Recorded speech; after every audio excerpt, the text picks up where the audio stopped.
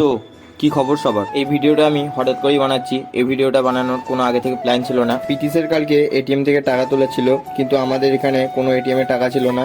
সেই জন্য আমরা চলে যাই ঝিকিরাতে, কিন্তু ঝিকিরাতেও টাকা পাইনি। ওখান থেকে আমরা চলে আসি তাঁতিঘাটাতে। তাঁতিঘাটাতেও টাকা না থাকার কারণে আমরা বাড়ি ফিরে যাচ্ছিলাম। তারপর আমরা জানতে পারি যে পলাশপাড়ায় চড়ক উপলক্ষে মেলা হচ্ছে। তারপর আর কি, মেলার কাছে এসে আমরা বাইকটা একটা জায়গায় রেখে দিই। দেন আমরা হেঁটে হেঁটে চলে যাই মেলার সামনে। মেলাতে ঢুকতে আমাদের একটু কেমন কেমন লাগছিল, কারণ আমরা হাফ প্যান্ট পরে গিয়েছিলাম। আর এই ভাইটা তো আমাদের দেখে ফুল মজা নিচ্ছিল, কারণ ও ফুল প্যান্ট পরেছিল। আমাদের তো মেলায় যাওয়ার কোনো প্ল্যান ছিল না। আমরা তো ভেবেছিলাম যে টাকা তুলবো আর বাড়ি চলে আসবো। সেই জন্য বাড়িতে যেমন অবস্থায় ছিলাম সেই অবস্থাতেই বেরিয়ে চলে এসেছিলাম। কিছুক্ষণ পর বেশি ভাবনা চিন্তা না করে এগিয়ে গেলাম মেলার দিকে। কোথাও আশপাশে চড়ক না হওয়ার কারণে বরাবরই এই জায়গাটায় বেশি ভিড় হয় চড়কে। তাও অন্য বছর তুলনায় এই বছরে ভিড়টা একটু বেশি ছিল।